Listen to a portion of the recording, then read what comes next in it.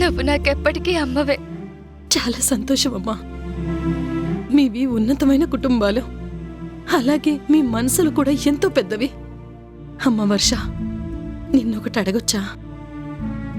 ఏంటమ్మా? నువ్వు కనిపించే వరకు రాణి తన జీవితంలోకి ఎలాంటి సుఖాన్ని తీసుకోవాలనుకోలేదు. వాళ్ళిద్దరికీ పెళ్లి జరిగినా ఇప్పటికీ వాళ్ళు దూరంగానే ఉన్నారు. భార్యాభర్తలు ఒకటయ్యాకే ఆ బంధం ఇంకా బలపడుతుంది. అప్పుడే వాళ్ళ జీవితానికి ఒక అర్థం ఉంటుంది. తన కడుపున ఒక కాయ కాస్తే అమ్మమ్మ అని పిలిపించుకునే అపురూపమైన అవకాశం నాకు దొరుకుతుంది. నిజమేనమ్మా. నాకు ఈ విషయం సుష్మా వదిన ఎప్పుడో చెప్పింది. కానీ అప్పుడున్న పరిస్థితుల వల్ల నేను అక్కకి ఎదురుపడలేదు. ఆ పెళ్లి జరిగాక అక్క దగ్గరకొచ్చి నేనే అన్ని విషయాలు మాట్లాడాలి అనుకున్నాను. కానీ ఇంతలోనే ఇలా జరిగిపోయింది. సమంత అక్క దూరమైపోవడం, మేమందరం బాధలో ఉండిపోయాం. ఈ విషయాన్ని నేను మర్చిపోయాను. నీ పరిస్థితి నేను అర్థం చేసుకోగలను వర్ష. నువ్వొచ్చి నచ్చ చెప్తే తప్పకుండా రాణి నీ మాట వింటుంది. తన జీవితం పండుతుంది. తప్పకుండా వస్తానమ్మా. జీవితం మొత్తం అక్క నా కోసం, అన్నయ్య కోసం త్యాగం చేస్తూనే ఉంది. నేను దూరంగా ఉండడానికి కారణం వేరైనా తన వల్లే నేను ఇంటికి దూరం అయ్యానేమో అని అక్క ఎంతో బెంగ పెట్టుకుంది. రక్త సంబంధం లేని చెల్లెల గురించి తన జీవితానికి ఆనందం వద్దు అనుకున్న గొప్ప మనిషి అక్క. అలాంటి అక్క జీవితంలోని తప్పకుండా సంతోషం రావాలి. బావ కూడా చాలా మంచి వ్యక్తి. వాళ్ళిద్దరూ ఒక్కటవ్వాలి. చాలా సంతోషం అమ్మా. ఇంటికి వెళ్తూ మాట్లాడుకుందాం పద. అలాగేనమ్మా.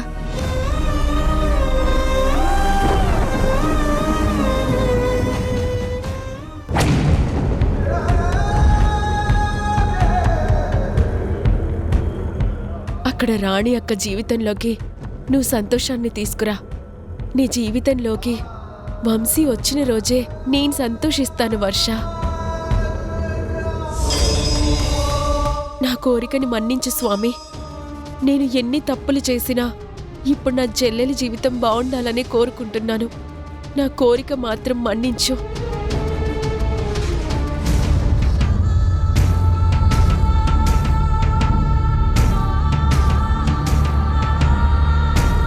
ఇంట్లో ఎవరూ లేరు.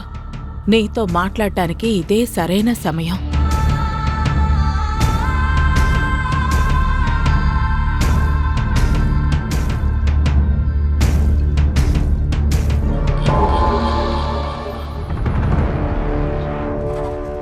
చూసావా సమంత, నీ రాత ఎలా మారిపోయిందో?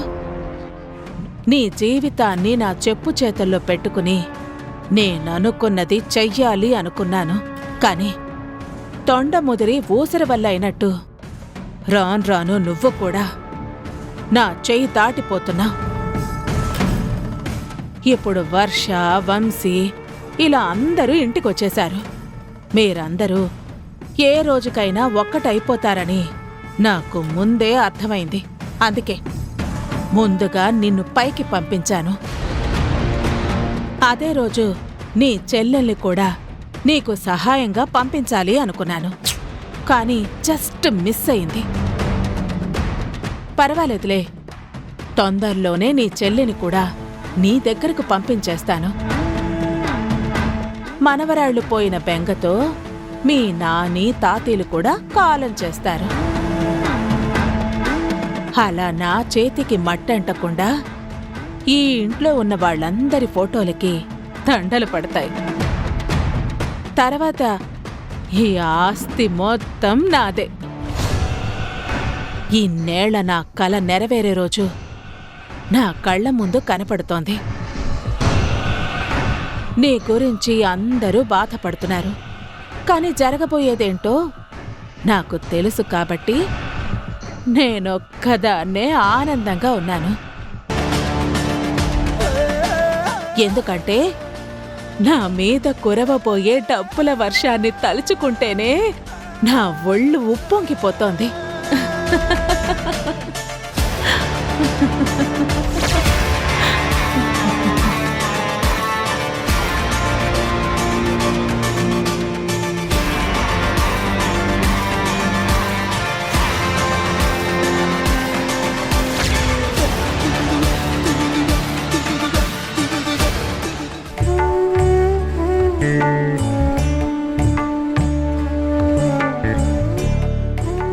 అమ్మ వర్ష,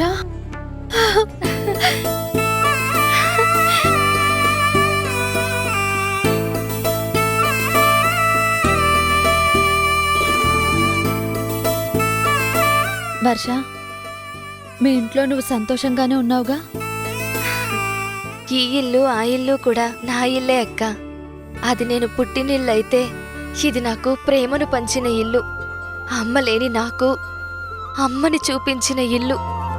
చాలమ్మా, ఈ మాట నాకు చాలు. నీ వాళ్ళకి నువ్వు దగ్గర అవ్వాలని కోరుకున్నాను, కానీ నాకెక్కడ దూరం అవుతావునని నేనెంతో భయపడ్డాను. ఇప్పుడు నువ్వు చెప్పిన మాట నాకెంతో ఆనందాన్నిచ్చిందమ్మా.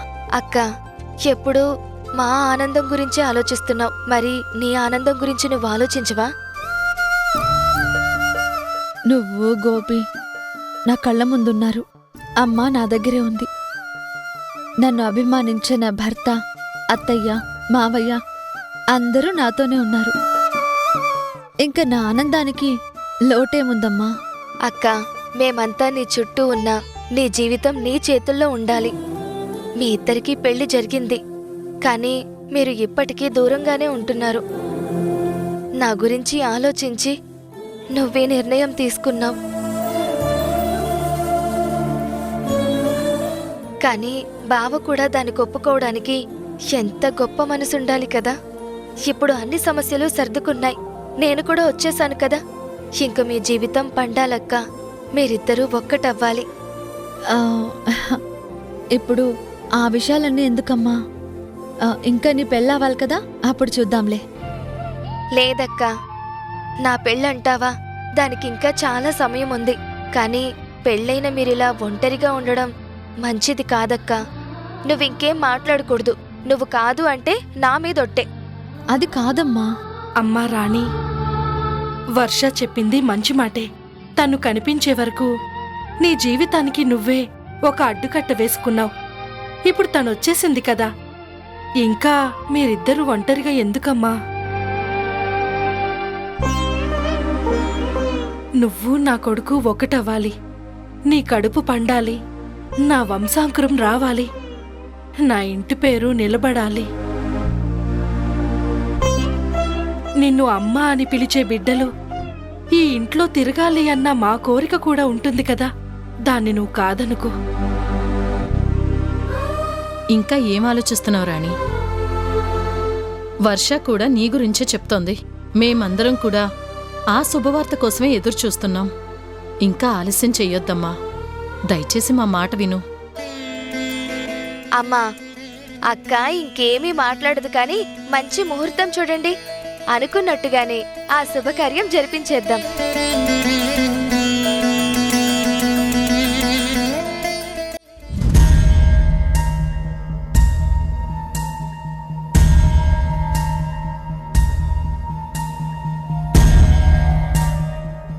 తీసుకోమ్మా.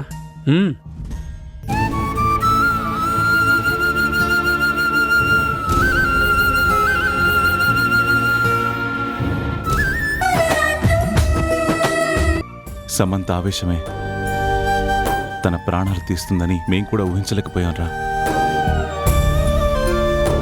ఆ బాధను మాకే తట్టుకోవడం చాలా కష్టంగా ఉంది. అందుకే దూరంగా ఉన్న మీకు చెప్పి మిమ్మల్ని బాధ పెట్టడం ఎందుకని చెప్పలేదురా. డాడీ, ఇన్ని రోజులు మీరక్కడ హ్యాపీగానే ఉన్నారన్న ధైర్యంతోనే మేమిక్కడుంటున్నాం డాడీ. కానీ ఇప్పుడు మీరు అంత బాధలో ఉన్నప్పుడు దూరంగా ఉండటం మాకు కష్టంగానే ఉంది. పిల్లలు దూరమైతే ఒంటరి బ్రతుకు బ్రతకడం ఎంత బాధగా ఉంటుందో ఇప్పుడిప్పుడే మాకు అర్థమవుతుంది. సమంత విషయంలో ఇలా జరగడం నేను, పూర్ణ, సూర్యం ఎవరం తట్టుకోలేకపోతున్నాం. మరీ ముఖ్యంగా వర్షని ఓదార్చడం ఎవరి తరం కావడం లేదు. అదంతా తన వల్లే జరిగిందన్న బాధలో వర్ష చాలా కృంగిపోతుందిరా. ఇలాంటప్పుడు మీరు మా దగ్గరుంటే మాకు కొంచెం ధైర్యంగా ఉంటుందనిపిస్తుంది. తప్పకుండా డాడీ, నేను కూడా టికెట్లు బుక్ చేసుకున్నాను. మీకు ఆ విషయం చెప్దామని కాల్ చేశాను. చాలా సంతోషంగా ఉందిరా. మీరు ఇన్నేళ్ల తర్వాత వస్తున్నారు అంటే నిజంగానే ఇప్పుడు నాకు చాలా ధైర్యం వచ్చింది. అవును, స్వప్న ఎలా ఉంది? బాగుంది డాడీ. ఇస్తున్నాను, మాట్లాడండి. హలో మావయ్య, మాకు నిన్ననే తెలిసింది. ఇలా జరిగింది అని తెలిసినప్పటి నుంచి చాలా బాధనిపించింది. అందుకే వెంటనే ఇండియా వెళ్దామని అన్నాను. మంచి పని చేసావమ్మా. మీకోసం ఎదురు చూస్తున్నా. ఇదిగో మీ అత్తయ్యకి ఇస్తున్నాను. అమ్మ స్వప్న, మీరొస్తున్నారు కదమ్మా, తొందరగా వచ్చేయండి. ఇక్కడే అందరం కలుసుందాం. కనీసం మిమ్మల్ని చూశాకైనా ఈ బాధను మేము కొంతైనా మర్చిపోగలం. రేపే బయలుదేరుతున్నాం అత్తయ్య. ఇంకొక్క రోజు గడిస్తే మేము మీ కళ్ళ ముందుంటాము. ఉంటానత్తయ్య. మంచిదమ్మా. అమ్మా సమంత, నువ్వు దూరమై మా అందరినీ ఎంత బాధ పెడుతున్నావో ఇప్పటికైనా అర్థమైందా అమ్మా? నీ మీద మాకెవ్వరికీ కోపం లేదమ్మా. అందరికీ పిచ్చి ప్రేమ ఉంది. అది అర్థం చేసుకోకుండా నువ్వు మాకు దూరమైపోయావు. ఊరుకు పూర్ణ. పూర్ణ, సిద్ధు వాళ్ళు వస్తున్నారని సూర్యకి చెప్పాలి. అలాగేనండి.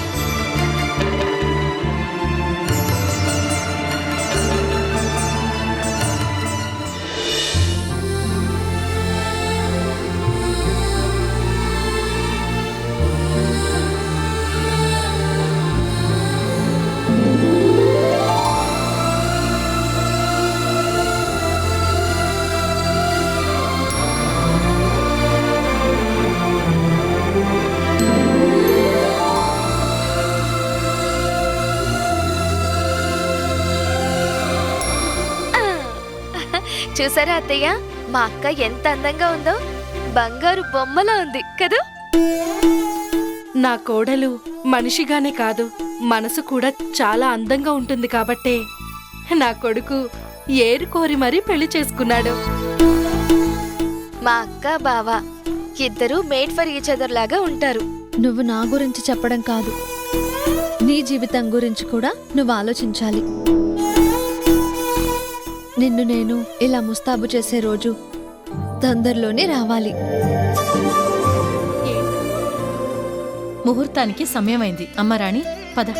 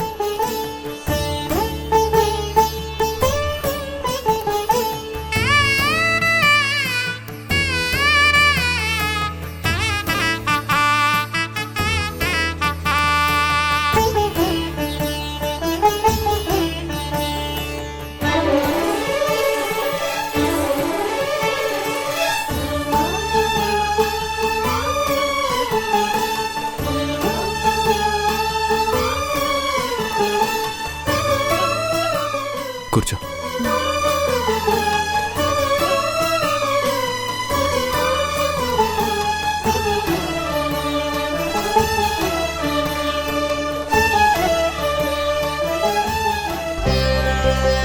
ఏంట్రాణి, నువ్వేదో ఆలోచిస్తున్నట్టున్నావు?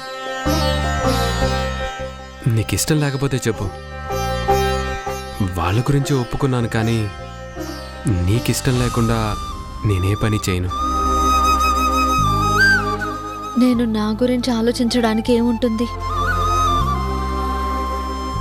దేవుడు లాంటి భర్త నాకు దొరికారు. కానీ నా మనసులో ఒకటే బెంగ ఉండిపోయింది. అది వర్ష గురించి. వర్ష గురించి భయపడాల్సిన అవసరం ఏమీ లేదు. వంశీ ఎప్పటినుంచో వర్షాని ఇష్టపడుతూనే ఉన్నాడు. అందరి అభిప్రాయం వంశీకి వర్షాకి పెళ్లి చేయాలనే కదా. మనందరం వర్షాన్ని ఒప్పించి ఆ పెళ్లి చేద్దాం. లేదండి, వర్ష మాటలు వింటుంటే తను పెళ్లి చేసుకుంటుంది అన్న నమ్మకం కలగడం లేదు.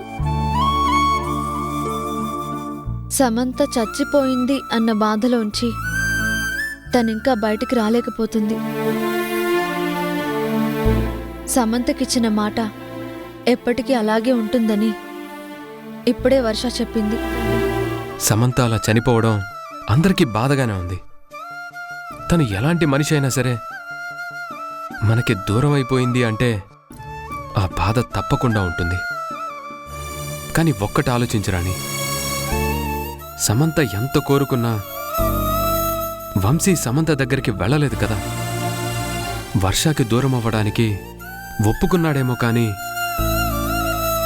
సమంతకి దగ్గరవుతానని మాత్రం తనెప్పుడూ చెప్పలేదు. వంశీ ప్రేమ ఇప్పటికీ అలాగే ఉంది. సమంత తిరిగిరాని లోకాలకు వెళ్ళిపోయింది. ఇప్పుడు వర్ష బాధలో ఉంది కాబట్టి ఎవరు ఏం చెప్పినా తను వినకపోవచ్చు. కాని కొద్ది రోజుల తరువాత అందరం నచ్చజెప్తే వర్ష కూడా అర్థం చేసుకుంటుంది. మీరు చెప్పారు అంటే అది జరుగుతుందన్న నమ్మకం నాకుంది. నా చెల్లెలి జీవితం బాగుపడితే అంతకన్నా సంతోషం నాకింకే ఉంటుంది. మనందరం ఉన్నాం కదా, వర్ష గురించి ఆలోచించకుండా ఎలా ఉంటాం? తప్పకుండా వాళ్ళిద్దరికీ పెళ్లి జరిగేలా చేద్దాం, సరేనా?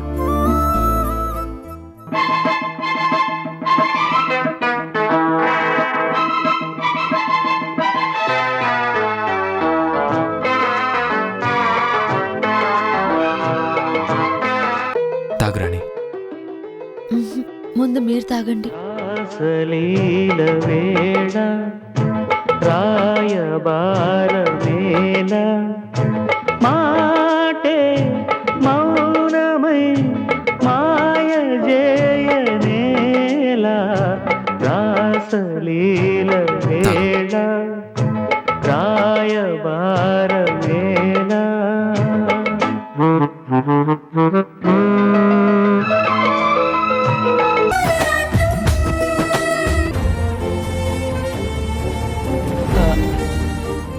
కారుంచు కారుంచు. కాస్త కారాపనాలి. ఓకే.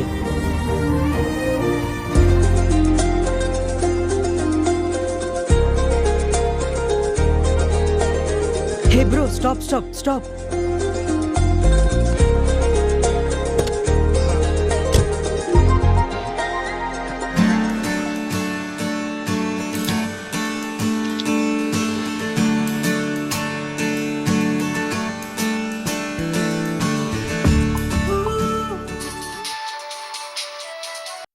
హలో మామా, చెప్పు.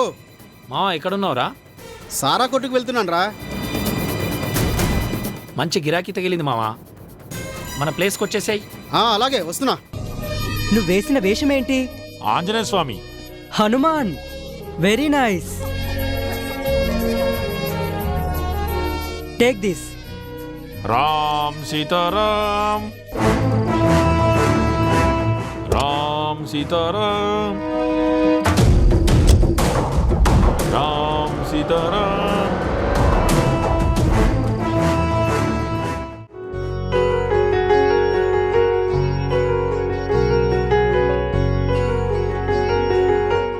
ఇంట్లో ఆడపిల్ల నేనున్నాను కదా అంకుల్, నేను చేస్తాను, మీరు వెళ్ళండి. నీకెందుకమ్మా శ్రమ? అసలే గారాబంగా పెరిగిన అమ్మాయివి. ఈ పనులన్నీ నీకు చేతకావు. నువ్వు కూర్చోవు. 10 నిమిషాల్లో వంట చేసేస్తాను. ఘుమఘుమలాడే భోజనం చేద్దాం. నిజమే అంకుల్, గారబంగానే పెరిగాను. మా తాతయ్య నాని చూపించిన ప్రేమని నేను ఆసరాగా తీసుకొని వాళ్ళని ఎంతగానో ఏడిపించాను. కాని నా మీద వాళ్ళు ఏ రోజు కోపాన్ని పెంచుకోకుండా ఎంతో ప్రేమగా చూసుకున్నారు. నేను చేసిన తప్పులకి మా నాని అప్పుడప్పుడు తిట్టినా తాతీ మాత్రం నన్ను సమర్థించేవారు. నా తప్పుల్ని కూడా ఆయన ఒప్పులుగానే చూసేవారు. అంత ప్రేమ చూపించిన వాళ్ళకి నేను ఈరోజు దూరం అయిపోయాను. ఇది నాకు కష్టంగానే ఉంటుంది. కానీ ఒకప్పుడు అందర్నీ నేను పెట్టిన బాధకి నాకు నేను విధించుకున్న శిక్ష ఇది. చూడమ్మా, నువ్వు మారిపోయావు కదా, కానీ ఎందుకు గతాన్ని తలుచుకుంటావు? అంతా బాగుంటుంది, నీ భవిష్యత్తు కూడా బాగుంటుందన్న నమ్మకం నాకుంది. ఇంకా దేని గురించి ఆలోచించకు. అంతా బాగుండాలి అంటే నా చెల్లెలకి వంశీకి పెళ్లి జరగాలి. వాళ్ళిద్దరూ ఒకటవ్వాలి. వాళ్ళ ప్రేమ గెలవాలి. వాళ్ళ కళ్ళల్లో నిజమైన ఆనందం చూసిన రోజునే నేను చేసిన ఈ పనికి న్యాయం జరిగింది అనుకుంటాను. అంతవరకు నా మనసులో బాధ అలాగే ఉంటుంది. నా అదృష్టం ఏంటో తెలీదు. నేను ఏ ఇంట్లో ఉన్నా నన్ను అపురూపంగానే చూసుకున్నారు. నా చెల్లెలకి నేనెంత ద్రోహం చేసినా తను నా మీద ప్రేమనే పంచింది. చివరికి ఏ బంధం లేని ఆ రాణి అక్క విషయంలో కూడా నేను ఎంత మూర్ఖంగా ప్రవర్తించినా అక్క నన్ను సమర్థించింది. ఇప్పుడు మీరు కూడా మీరు నన్ను సొంత మనిషి కన్నా ఎక్కువగా చూసుకుంటున్నారు. చూడమ్మా, ఈ ప్రపంచంలో ప్రతి ఒక్కరూ ఏదో ఒక సందర్భంలో తెలుసో తెలియకో చిన్న తప్పు చేస్తారు. కానీ ఆ తప్పును సరిదిద్దుకునే ప్రయత్నం మాత్రం నూటికో కోటికో ఒక్కరు మాత్రమే చేస్తారు. నువ్వు ఒకప్పుడు తప్పులు చేశావు, కాదనను. కానీ ఈరోజు వాటి గురించి తెలుసుకొని పశ్చాత్తాపడుతున్నావు, ప్రాయశ్చిత్తాన్ని కోరుకుంటున్నావు. నీ వాళ్ళు బాగుండాలని నువ్వు కోరుకుంటున్నావమ్మా. సో నీ గతాన్ని నువ్విక తలుచుకోనక్కర్లేదు. భవిష్యత్తులో మళ్ళీ మీరందరూ కలిసే రోజు ఒకటి వస్తుందని నమ్మకం నాకుందమ్మా. మీ మంచి మనసుతో ఆ మాట చెప్తే జరుగుతుందన్న నమ్మకం నాకుంది. కానీ ఇప్పుడు వంట నేనే చేస్తాను, మీరు వెళ్ళండి.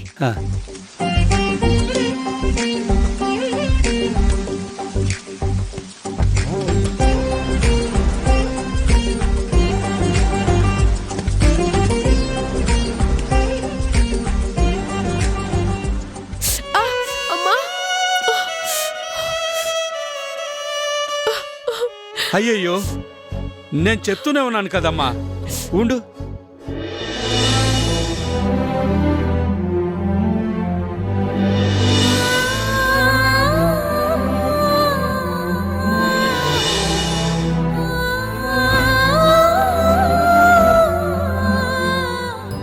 నేను చెప్పాను కదమ్మా, నీకు ఈ పనులేమీ రావని. నువ్వు నా మాట వినిపించుకోలేదు. చూడు, వేలు కట్టయింది. నా మనసుకైన గాయంతో పోలిస్తే ఇది పెద్ద దెబ్బేం కాదంకుల్. ఎన్నో ఎదురు దెబ్బలు తిన్నా కూడా వర్ష మా గురించి ఆలోచించలేదా? ఇంత చిన్న వాటికే నేను బాధపడితే ఎలా?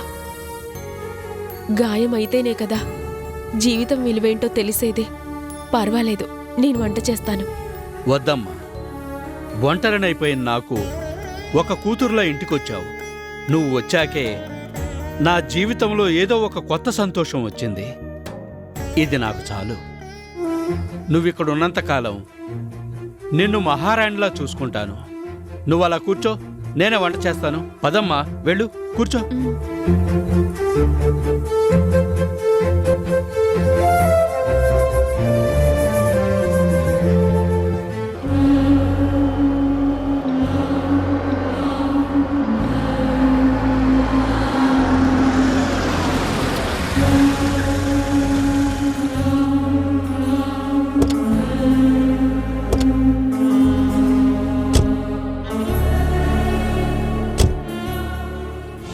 ఏంటి ఇక్కడ స్టాప్ చేసావు?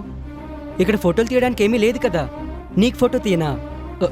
అలా నిల్చో, ఒక మంచి ఫోటో తీస్తాను.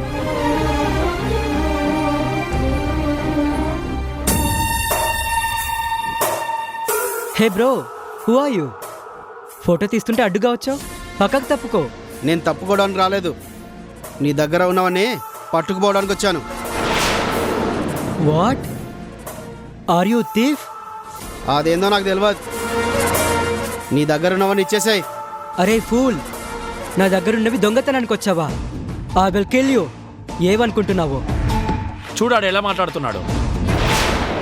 అమెరికా నుంచి కొనుక్కొచ్చానని చెప్తే ఇండియాలో ఇలానే దోచుకుంటారు. మర్యాదగా ఉన్నవన్నీ మాకిచ్చి వెళ్ళిపో, లేదంటే నిన్ను చంపి తీసుకెళ్తాం. యూ ఈడియట్స్, నన్నే బెదిరిస్తారా? You try to steal my things, I will kill you. You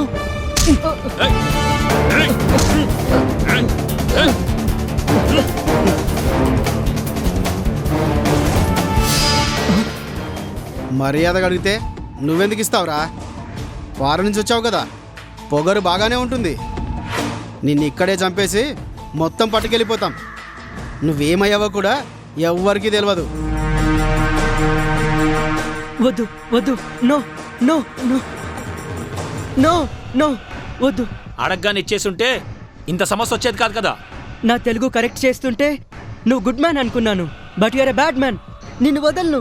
ముందు మేము నిన్ను వదిలితే కదరా నువ్వు మమ్మల్ని వదలకుండా ఉండడానికి. ఇక్కడ నీ అరుపులు పట్టించుకునేవాడు ఎవ్వడూ ఉండడు. నీ ఆర్తనాదాలని వినేవాడు కూడా ఎవడు ఉండడు.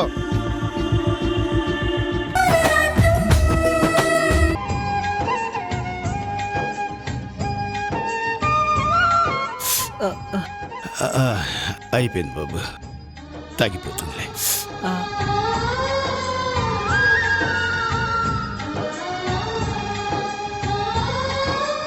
గ్రాండ్ పా, నాకు చిన్న చిన్న దెబ్బలు తగిలాయి, బట్ మీరు ఫైట్ చేశారు. బట్ ఇప్పుడు ట్రీట్మెంట్ మీకు అవసరం. జొన్నలు తిని పెరిగిన ఒళ్ళు బాబు ఇది. కష్టాలకు అలవాటు పడ్డ శరీరం. ఈ చిన్న చిన్న దెబ్బలు ఈ శరీరాన్ని ఏం చేయలేవు. మరి నేను యంగ్ బాయ్నే కదా, నాకెందుకు ట్రీట్మెంట్ చేస్తున్నారు? మీరు విదేశాల్లో పెరిగొచ్చారు కదా బాబు. ఇక్కడ వాతావరణం, మనుషులు మీకు తెలియదు. అందుకే సూర్యం గారు మీకు ట్రీట్మెంట్ చేస్తున్నారు. అంకుల్, ఈ గ్రాండ్ పా ఫైట్ చేసినప్పుడు మీరు చూడాలి. It's amazing. ఎంత బాగా చేశారో తెలుసా? ఆ రౌడీలు ఇద్దరు దెబ్బకి ప్యాంట్లు తడుపుకొని పారిపోయారంతే. నువ్వు చాలా సరదాగా మాట్లాడుతున్నావు బాబు. మనుషులతో ఇట్టే కలిసిపోతావు అనుకుంటా. ఎస్ గ్రాండ్ పా, నాకు ఇండియన్స్ అన్నా, ఇక్కడ కల్చర్ అన్నా చాలా ఇష్టం. మా డాడీ చిన్నప్పుడు నాకు చాలా విషయాలు చెప్పారు. మా గ్రాండ్ పా, అతని ఫ్రెండ్ చాలా క్లోజ్ గా ఉండేవారట. వాళ్ళు విలేజ్ నుంచి వచ్చారట. ఇక్కడ వాళ్ళిద్దరికి ఒక మంచి పోటీ ఉండేదంట. ఇలా ఎన్నో విషయాలు చెప్పారు. వాళ్ళిద్దరిని చూడాలని నేను ఇక్కడికి వెళ్ళాను. వెళ్ళాను కాదు బాబు, వచ్చాను అనాలి. ఎస్ ఎస్, కరెక్ట్, వచ్చాను. కరెక్ట్. ఇదిగోండి బాబు మీ బ్యాగు. అన్నీ ఉన్నాయో లేవో ఒకసారి చెక్ చేసుకోండి.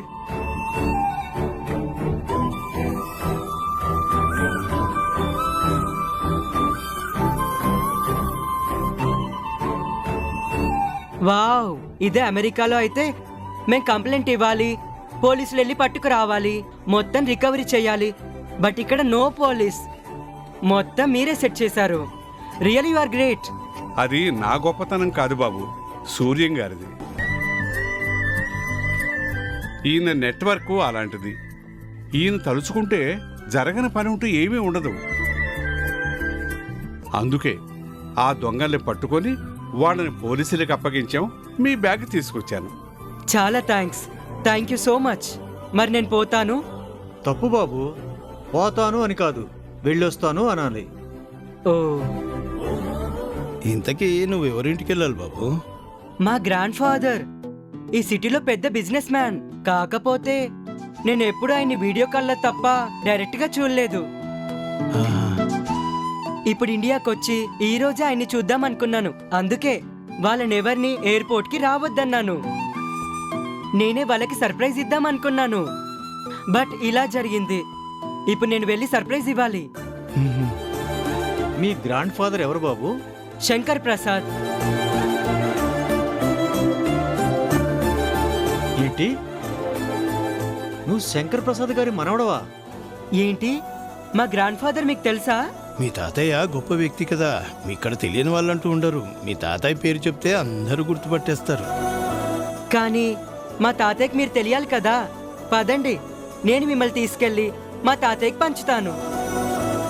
పంచుతాను కాదు బాబు, పరిచయం చేస్తాను అనాలి. ఓ ఓకే, పరిచయం చేస్తాను. వద్దు బాబు, నేను తర్వాత కలుస్తానులే. లేదు గ్రాండ్ పా, నీ గురించి మా గ్రాండ్ ఫాదర్ కి చెప్పాలి. ఆయనతో మాట్లాడాకే నీకు తెలుస్తుంది. ఆయన కూడా చాలా గుడ్ మ్యాన్. మా డాడీ చెప్పేవారు. మా గ్రాండ్ మదర్ కూడా ఎన్నోసార్లు నాతో ఫోన్లో చెప్పింది. అందుకే నీకు పరిచయం చేస్తాను, ఓకే? సరే పద.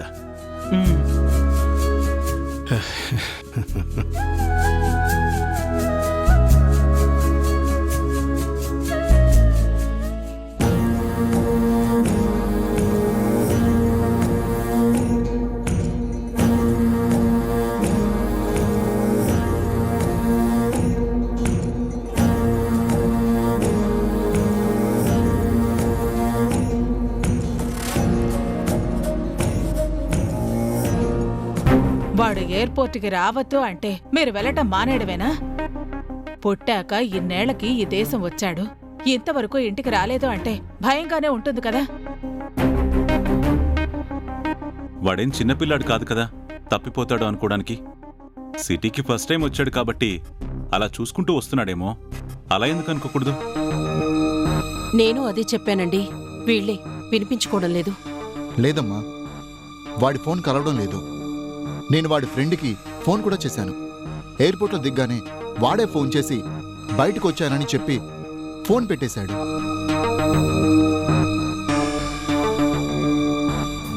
మనిషి దగ్గర డబ్బుంది అంటే దోచుకోవడానికి ప్రయత్నిస్తారు. అందుకే వాడు ఇంతవరకు రాలేదు అంటే నాకు భయంగా ఉంది సిద్ధు. భయపడుతూ ఇంట్లో కూర్చుంటే ఎలాగా? మనం వెళ్ళి ఏదో ఒకటి చెయ్యాలి కదా. డాడీ, వెంటనే పోలీస్ కంప్లైంట్ ఇద్దాం. వెళ్దాం పదండి. సరేరా పద.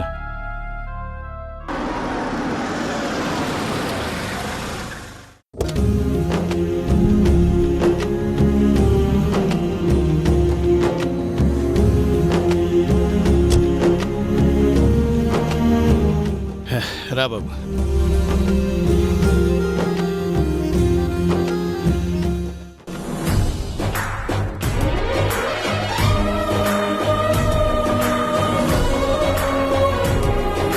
అదేంటి వీడు అన్నయ్యతో వస్తున్నాడు?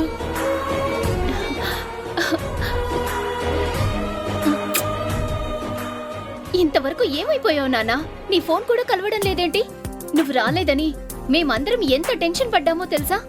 నేను ఎయిర్పోర్ట్కి వస్తాను అంటే వద్దు అన్నావు. ఇప్పుడు చూడు మా అందరినీ ఎంత టెన్షన్ పెట్టావు. అసలు ఇంతవరకు నువ్వు ఏం చేసావు? Oh dad, it's a big story. అసలు ఏం జరిగిందంటే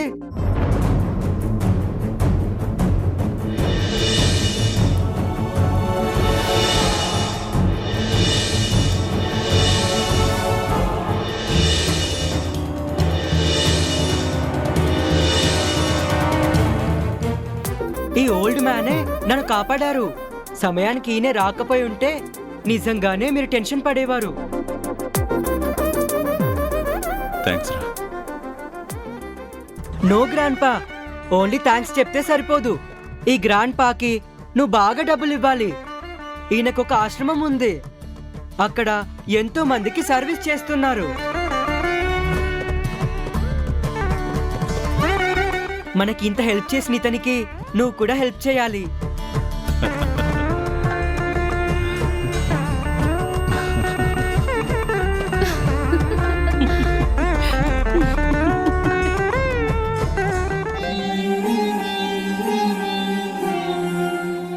తాత ఎప్పుడో వస్తానన్నారు, ఇంతవరకు రాలేదు. ఒకసారి ఆశ్రమానికి వెళ్ళిరానా? అవసరం లేదండి. తాతయ్య వస్తానని చెప్పారంటే తప్పకుండా వస్తారు. హాయ్ సుష్మా, బాగున్నావా? బాగున్నావా? గోపి, బాగున్నావా? బాగున్నానమ్మా. అక్క, మేము రావడం ఆలస్యమైందా?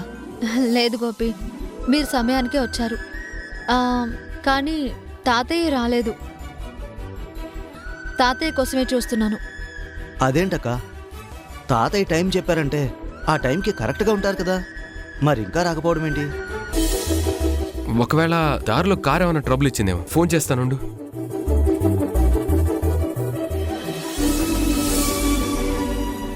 ఏమండి తాతయ్య?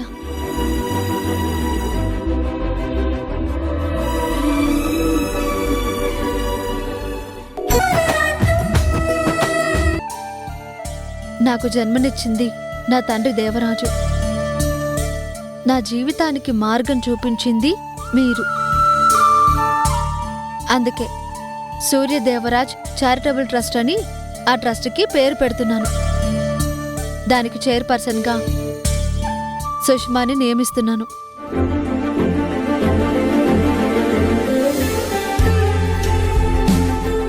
వద్దొదినా, నేనందుకు అర్హురాల్ని కాదు. ఒకప్పుడు నీ పరిస్థితిని చూసి నేనెన్నో మాటలన్నాను. డబ్బున్న ఇంట్లో పుట్టాను కదా అని మీ లేనితనం గురించి నేను ఎన్నో విధాలుగా అవమానించాను. నువ్వు ప్రాణంగా చూసుకున్న గోపిని కూడా నీ నుంచి దూరం చేయాలని ప్రయత్నించిన మూర్ఖురాల్ని నేను. అలాంటి నాకు ఇంత అరుదైన గౌరవాన్ని ఇవ్వద్దు వదినా. చూడమ్మా, నీ తప్పేంటో నువ్వు తెలుసుకున్నావు. మా ఇంటి మనిషివి నువ్వు. అందుకే నేను పెడుతున్న ట్రస్ట్కి నిన్ను చైర్పర్సన్గా నియమిస్తున్నాను.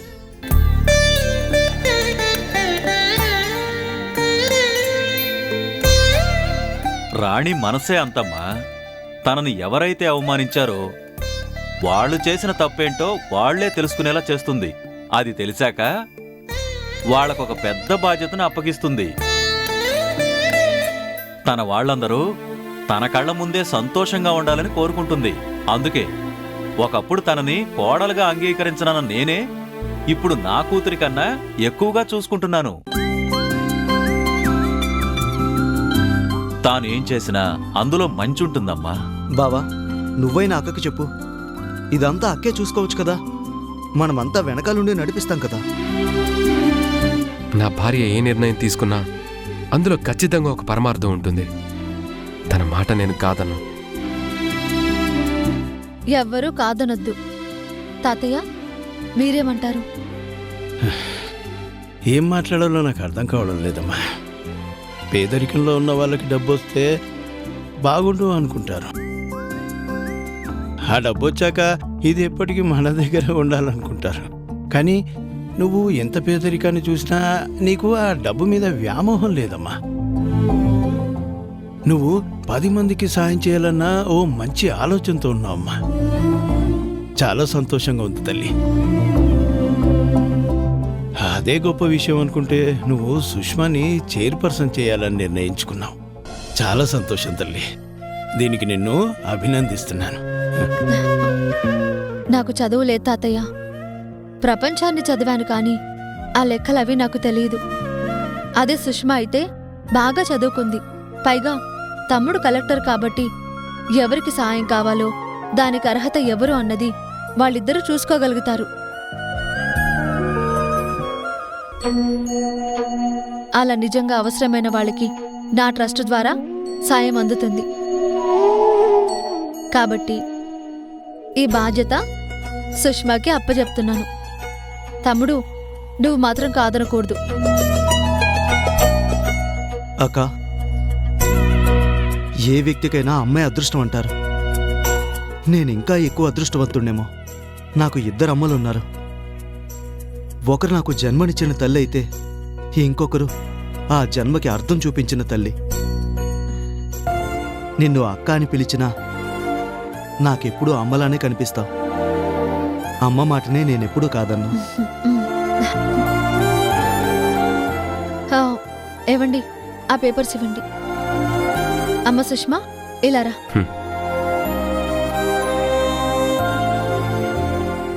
ఇక్కడ సంతకం పెట్టు.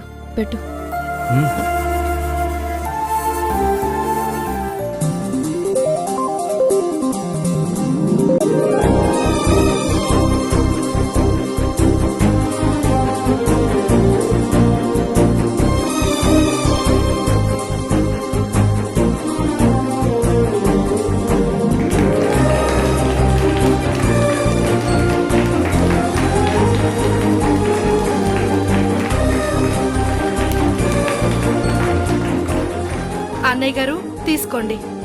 నువ్వు తీసుకోమ్మా. తీసుకోండి. తీసుకోమ్మా. మీరు కూడా తీసుకోండి.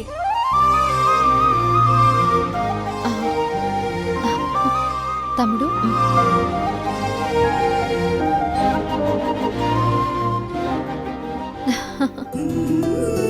చూస్తుంటే నా స్నేహితుడు దేవరాజును చూసినట్టే ఉందమ్మా.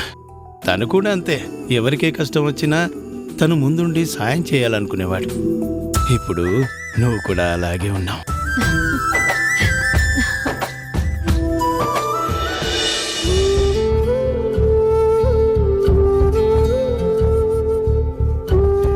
అంకుల్ ఎప్పుడు పొద్దున్నే లేచేవారు, అలాంటిది ఇంత టైం అయినా ఈరోజు లేవలేదేంటి?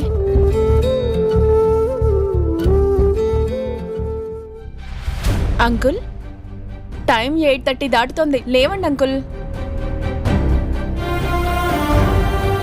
మీకోసం నేను కాఫీ కలిపి తీసుకొచ్చాను. తాగి టేస్ట్ ఎలా ఉందో చెప్పండి. Uncle, uncle, uncle, uncle.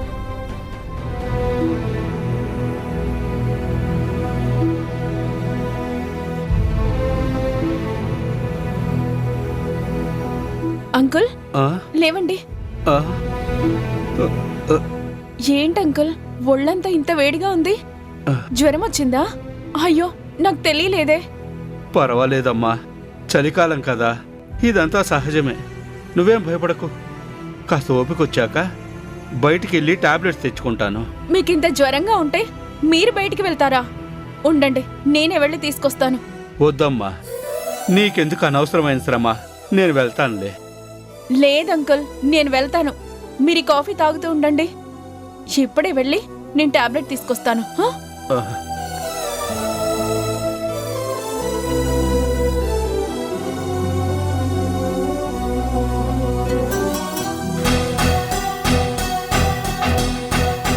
నేను బయటకు వచ్చినప్పుడు ఎవరికీ తెలియకూడదు.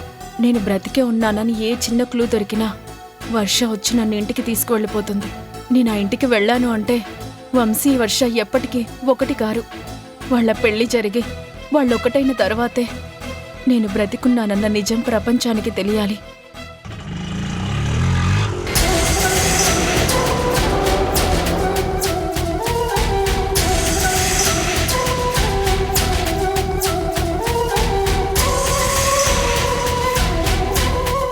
ఏంటి వర్ష, ఏదో ఆలోచిస్తున్నట్టున్నావు? సమంత అక్క గురించి కాక ఇంక దేని గురించి ఆలోచిస్తాను? శాశ్వతంగా దూరమైన సమంత గురించి ఎంత ఆలోచించి ఏంటి ప్రయోజనం? అక్క మనకి దూరం అయిపోయింది అంటే ఇప్పటికీ నా మనసుకు నమ్మబుద్ధి కావడం లేదు. కానీ అది జరిగింది అనడానికి రుజువులున్నాయి కదా. పోలీసులు మొత్తం ఎంక్వైరీ చేశాకే చెప్పారు కదా. నిజమే వంశీ, కానీ అలా జరిగింది అంటే ఒక రకంగా కారణం నేనే అనిపిస్తుంది. చూడు వర్ష, నీ వల్ల ఏ తప్పు లేదని అందరం చెప్పాం. ఇంకా నువ్వు పదే పదే దాని గురించి ఆలోచించడం కరెక్ట్ కాదు.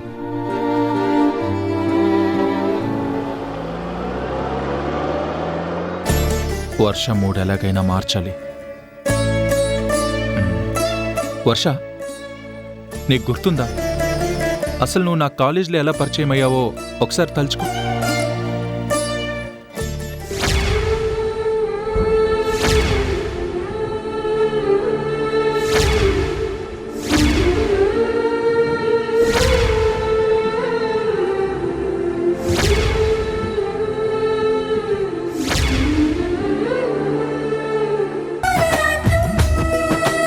ఏంటి మమ్మీ, అసలు ఇక్కడ ఏం జరుగుతుందో నాకొక్కటి కూడా అర్థం అవ్వట్లేదు. ఏం జరిగిందో నువ్వే చెప్పు. ఇదే కరెక్ట్ టైం దీన్ని నా వైపు తిప్పుకోవడానికి. మీరు వెళ్ళి అమెరికాలో సెటిల్ అయ్యారు, అక్కడ మీరు బాగా సంపాదించుకున్నారు కాబట్టి ఇక్కడ ఆస్తుల గురించి మీరు లెక్క పెట్టకపోవచ్చు. కానీ మీ మావయ్య గారు మాత్రం ఒక పెద్ద ప్లాన్ వేశారు. ఏంటి ఏంటి మమ్మీ ఆ ప్లాను? ఏముంది, రఘు సీతలకి ఇద్దరు ఆడపిల్లలు కదా. అవును, సమంత, వర్ష. సమంత చనిపోయింది, మిగిలింది వర్షే కదా. ఎక్కడుందో తెలీదు, ఏమైపోయిందో తెలీదు. అదేంటి, ఈ వర్ష ఆ వర్ష ఒకటే అంటున్నారు కదా. అదేనే మీ మావయ్య గారి తెలివితేటలు. ఈ వర్ష ఎవరో తెలీదు. ఈ ఊళ్ళో రాణి అని ఒకప్పుడు అట్లమ్ముకుంటూ ఒకతుండేది. అదిప్పుడు దేవరాజు కూతురని అందరూ చెప్పుకుంటున్నారు. ఈ పుకారు కూడా ఈ సూర్యం పుట్టించాడు. ఆ రాణిని కీర్తిని చేశాడు. అది పెంచిన ఈ వర్షాన్ని రఘు కూతురుగా ఈ ఇంటికి పరిచయం చేశాడు. అవునా? మరి మావయ్య ఇవన్నీ తెలుసుకోలేదా? అన్నయ్య సంగతి నీకు తెలిసిందే కదా. ఆ సూర్య ఏం చెప్తే అదే నిజం అంటాడు. దానికి వదిన కూడా వంత పాడటంతో ఆ రాణి, సూర్యం, వర్షాలు కలిసి ఇంత పెద్ద నాటకం ఆడుతున్నారు. ఏంటి నాటకం ఏంటి మమ్మీ? లేకపోతే ఇందులో నిజం ఉంది అనుకుంటున్నావా? దాని అదృష్టం బావుంది. సమంత చెల్లెలు వర్ష పేరు దీనికుంది. ఆ పేరుంది కదా అని దీని శంకరన్నయ్య చేరదీశారు. వీళ్లే చదివించారు. చివరికి వంశీని ఇది ప్రేమలోకి దింపి సమంతకి అన్యాయం చేయాలనుకుంది. అప్పుడు కళ్ళు తెరుచుకున్న సమంత దాని నిజస్వరూపాన్ని బయటపెట్టి వంశీని పెళ్లి చేసుకుంది. కాని ఆ తర్వాత నుంచి దాని మోజులో ఉన్న వంశీ సమంతకు దగ్గరవలేదు. చివరిదాకా పోరాడుతూనే ఉంది. కాని ఒకరోజు ఇదే మా మనవరాలు అని వర్షాని ఇంటికి తీసుకొచ్చేశారు. అది తట్టుకోలేని సమంత కోపంతో బయటికి వెళ్లి యాక్సిడెంట్లో చనిపోయింది. ఇంకా ఈ ఇంట్లో దీని రాజ్యమే వచ్చింది. అంటే ఇది నిజంగా రఘు సీతల కూతురు కాదా? అదే కదా నేను మొత్తుకుంటుంది. సమంత ఇంటి మనవరాలు, అందుకు కూడా సాక్ష్యాధారాలున్నాయి. కాని వర్ష ఈ ఇంటి మనవరాలని చెప్పడానికి ఒక్క సాక్ష్యం కూడా లేదు. అది చూపించమని సమంత అడిగితేనే అన్నయ్య తిట్టారు, కొట్టారు. అందుకే కోపంతో వెళ్ళిపోయింది. ఇప్పుడు ఇది ఇంట్లో ఉండిపోయింది. అసలు అంకుల్ ఇదంతా ఎందుకు చేస్తున్నారు? ఇంకెందుకు, ఈ ఆస్తి మొత్తం దానికి రాసి పెట్టడానికి. శంకర్ అన్నయ్య రఘు పిల్లలకు ఆస్తి రాసిస్తాను అంటే మీ ఆయన కూడా అడ్డు చెప్పడు కదా. మీరక్కడ వ్యాపారాలు పెట్టుకోవడానికి సాయం చేశారు కాబట్టి అక్కడ ఆస్తులన్నీ మీవే. ఇక్కడ ఆస్తిపాస్తులన్నీ ఈ వర్షాకి దారాదత్తం చేయడానికి అన్నయ్య వదిన కలిపి చేస్తున్న ప్లాన్ ఇది. నేను చెప్దాము అంటే నా మాట ఎవరూ వినిపించుకోరు. నువ్వు జాగ్రత్త పడకపోతే ఈ 100 కోట్ల రూపాయల ఆస్తుల్లో ఒక్క రూపాయి కూడా నీకు మిగలదు. మొత్తం వర్ష దోచుకుపోతుంది. దారిని పోయే దానేకి ఆస్తంతా దానమిచ్చినట్టు అవుతుంది. ఆలోచించుకో.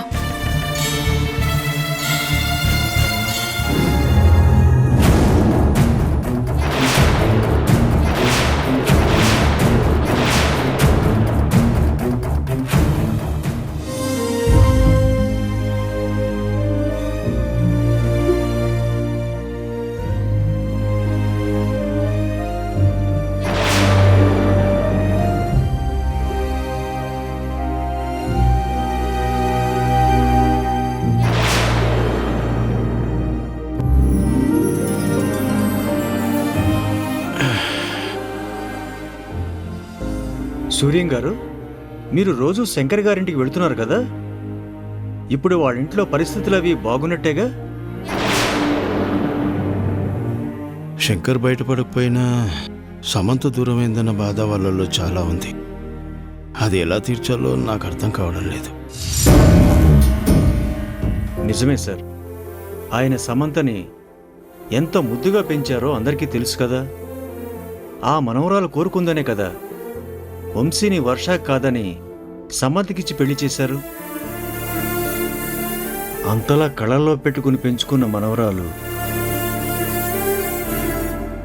ఇప్పుడు ఇలా అర్ధాంతరంగా చనిపోయింది అంటే తట్టుకోవడం కష్టంగానే ఉంటుంది. నిజమే బాలాజీ, సమంత వర్షాలు ఇద్దరూ తన కళ్ళ ముందే ఉంటారని శంకర్ ఎంతగానో అనుకున్నాడు. వర్ష గురించి నిజం తెలిసినా సమంత ఈ విషయం తెలిస్తే ఎక్కడ బాధపడుతుందో అని ఆ నిజాన్ని తనలోనే దాచుకున్నాడు. కానీ ఆ పెళ్లి జరుగుతున్న రోజు అన్ని నిజాలు అందరికీ తెలిసిపోయాయి. చివరికి ఆ పెళ్లి ఆగిపోయింది. ఆ సాక్ష్యం ఏది అని సమంత అడగడం ఏంటి? ఇంట్లో ఉండవలసిన సాక్ష్యం మాయమవ్వడం ఏంటి? ఆ కోపంతో సమంత బయటికి వెళ్ళిపోవడం ఏంటి? తర్వాత తిరిగి రాని లోకాలకు వెళ్ళిపోయింది. ఇవన్నీ శంకర్ని మానసికంగా బాగా కృంగదీసే బాలాజీ. సార్, ఆ కుటుంబానికి ఏదో శాపం ఉన్నట్టుంది. పాపం శంకర్ ప్రసాద్ గారికి ఎప్పుడూ బాధే మిగులుతుంది. నిజమే బాలాజీ, ఒకప్పుడు కొడుకును దూరం చేశాడు, ఇప్పుడు మనవరాల్ని దూరం చేశాడు. నా స్నేహితుడు ఆనందంగా ఉండాలని నేనెంత కోరుకుంటున్నానో వాడికి బాధే కలుగుతుంది. ఆ భగవంతుడు ఎందుకు ఇలా పరీక్షలు పెడుతున్నాడో అర్థం కావడం లేదు. లేకపోతే తన కళ్ళ ముందే సంతోషంగా ఉంటుందనుకున్న సమంత కన్ను మూయడం ఏంటి? ఇదంతా తన వల్లే జరిగిందని వర్ష బాధపడ్డం ఏంటి? అంతా చిత్రంగా ఉంది. ఈరోజు శంకరింట్లో కార్యక్రమం ఉంది, నేను వెళ్ళాలి. పద.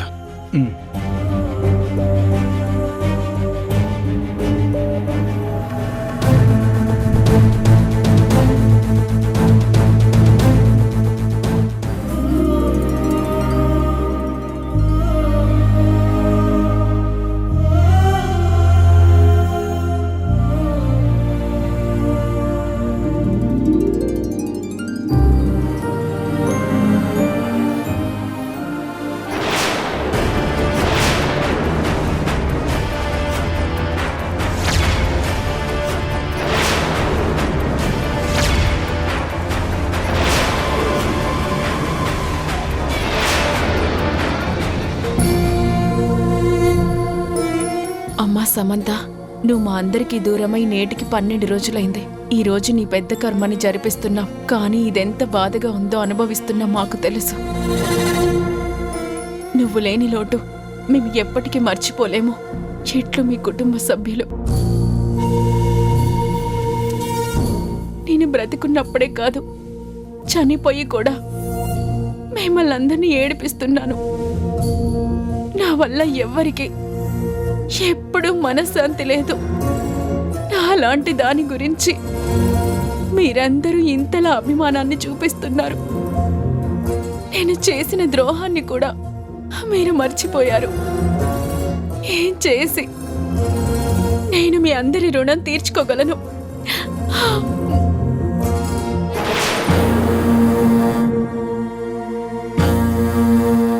కన్నీళ్లు తుడుచుకున్నంత మాత్రాన మనసులో ఉన్న బాధను మర్చిపోలేం కదా. ఆ పేపర్ ఏంటి? ఏం లేదు అంకుల్, ఇది ఈరోజు పేపర్. జస్ట్ న్యూస్ చదువుదామని తీసుకొచ్చానంతే. వార్తలు చదివితే కళ్ళల్లో నీళ్లు రావని తెలుసుకోలేనంత చిన్నవాణ్ణి కాదమ్మా. ఆ పేపర్ ఇటివ్వు. ఇవ్వమ్మా. వద్దండి. పర్వాలేదు, ఇవ్వమ్మా.